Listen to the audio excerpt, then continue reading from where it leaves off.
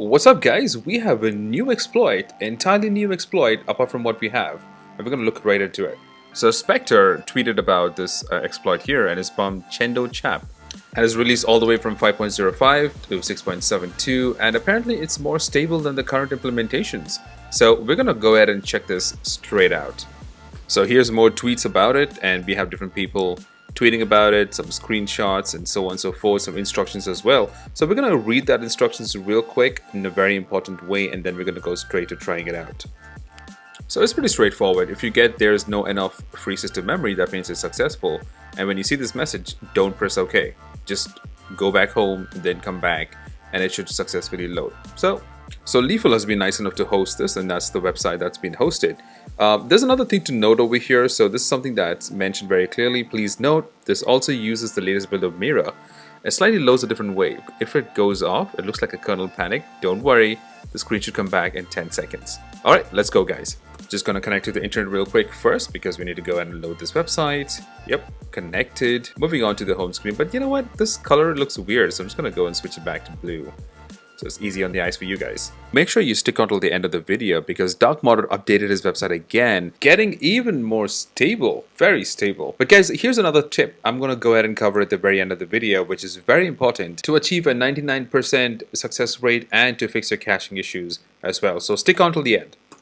So I accessed this and I got a 404 and I realized it's not new S, but it's actually new test. So I did that. And the first thing that happened, no system memory. I went to the home screen, I got back in, waited for a second, I reloaded the website and it says jailbreak failed. And I'm like, okay, well, no chances here. I'm just gonna restart the PS4. Alright, I'm back here again. And a second attempt, I went to the history and I loaded that same website again.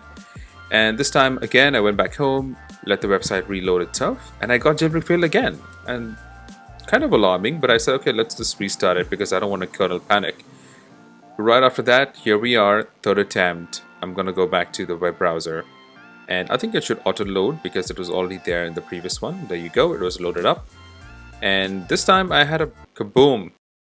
My PS4 crashed again and I had to see this ugly screen. Alright, so back again, the fifth time. Okay, so and this time I opened the browser again and I think it was kind of loading it at the back. But then I said, okay, I wasn't sure about it, so I went to the browser. But I got this error and I closed it down. I went back in and I said, okay, let me try again. But by the time I went here, something happened in the background and it crashed again. Ugly screen. Okay, so seventh time, loaded this website straight out. Okay, left back home, came back into the browser, clicked OK, and it said loaded successful. It says now loading Mira, and guys, it actually worked. Oh, it was a happy moment right there. And this is probably what they were talking about when the whole looks like it's a kernel panic, but actually it's not. Your screen's gonna come back in about 10 seconds, and I'm gonna leave this here. I'm not gonna cut it off. So as you can see, it's back online, and it was jailbroken, and it was pretty stable too. I actually tried all the games out. But how stable is this? It took me about 5 to 6 attempts to get this.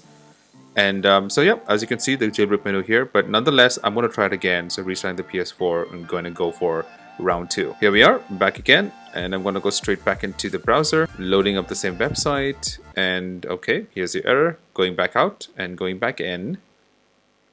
Fingers crossed. That's bad. Yeah, I'm not going to expect another kernel panic. So restart it is.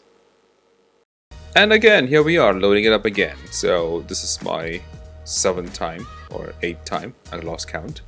And I'm going back in and I got jailbreak failed again. And this time I said, you know what, let me try and experiment around. Maybe it's just an error that I probably am getting. Let me try run the website again. So I tried running it again. And guys, just a side note, if you get jailbreak failed, no matter what, just don't take the risk. Just restart your PS4 because you're gonna have that. It's gonna definitely crash. As you can see in my experience here, I tried running it again and kaboom, it's gone. Okay, so I'm back again and I'm gonna get straight to the point. Of course, I got the jailbreak failed again and I didn't want to take a risk, so I just restarted my PS4. Again, I think I should start counting the times that I keep saying again. Oh no, but this time I actually got a different error, that invalid syscall. And you know, the website mentioned if you get any errors, just restart your PS4. And that's exactly what I did. So next attempt, I went ahead again the same usual way. and let's see what happens. I got that, no system free memory, and within a second, kapoof. Yep. So, and now I'm like, okay, this is my 12th time now, I think. I kind of skipped a few times on the video because it keeps getting the same results. And yeah, did the same thing. This time I didn't even quit the browser, I just was staying in the browser. I was like, I was kind of being a rebel child. But it worked, it actually worked. I didn't even have to quit the browser. And the same kernel panic kind of situation happens where you take 10 seconds, but the display comes back on. Jailbroken. And there we go, it's back online. And of course it's jailbroken. If you scroll down, you can see the debug settings. And yeah, so I said, okay, let's go try and restart this thing again. Alright, so now that we restarted, I went back to the same website. Oh, I didn't even get a message, nothing, I just quit. By the time I came back in, my PS4 froze and just quit. The amount of kernel panics that I have. Then I was like, alright Sam, just one more time. I went ahead, clicked it, it started to load. It loaded, and just like that, gone. It just died.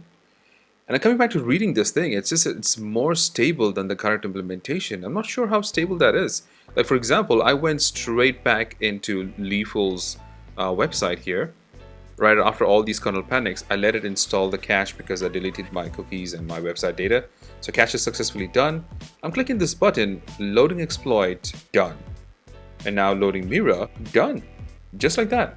And you can see, waiting for clients, the usual drill, and there is a second pop-up, and you're jailbroken, guys. So those of you guys who feel adventurous, go ahead and try this out and let me know how it goes, and drop me a comment and let me know if it was successful for you. I'm telling you, the jailbreak has gotten so much more stable. So this is Darkmodder's new website. It's been updated now, and you don't even have to do anything. Can you see that? Running exploit, straightforward. Even when you just load the website, it just does the jailbreak exploit. Then I'm loading Mira. There you get the waiting for clients and the second pop-up. And guys, just like that, you're jailbroken now. Just to show you a proof, I'm going to go to settings, going to go down to debug settings right there. Just to show you how stable this is, I'm going to restart, start fresh. There you go. I just log back in, and this is offline. And guys, just check it out. No more crazy prompts. Don't have to do a thing, and just running jailbreak exploit. Give it a 2 seconds or 3 seconds, and there you go. It's done. Exploit complete. Now what I'm going to do is click Mira.hen. It's going to be loading it, and then the usual stuff just happens. So guys, you see how stable it is. It's really stable. I've had no issues having it run on the very first go. Alright, so with this mentioned, I'm going to go straight into the comments. I'm over here. So I had some people who go ahead and commented and mentioned about frequent restarts, power downs, kernel panics, so on and so forth.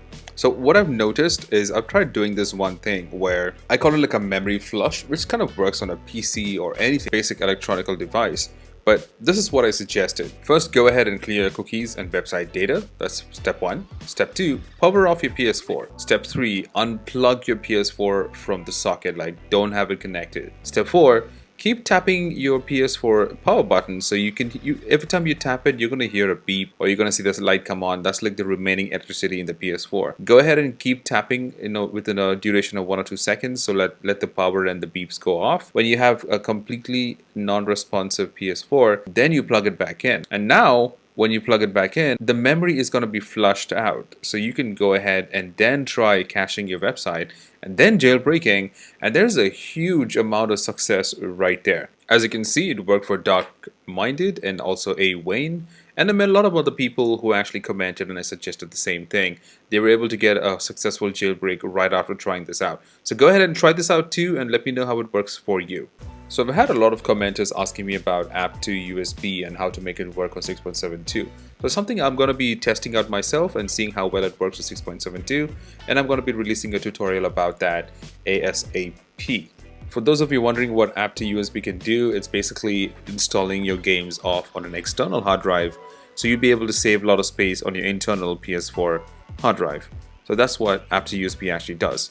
Okay, and then we have about a lot of people asking me about how to do direct installation of games onto your PS4 from your computer. And that's gonna be an interesting thing to look into as well. So I'm gonna look into these two aspects and I'm gonna see how I can help you guys with the tutorial as soon as possible. Alright guys, as always, would love your support with a like, a subscribe, and hit the bell notification for my upcoming videos. Alright guys, take care, and I'll see you guys in the next video. Bye bye.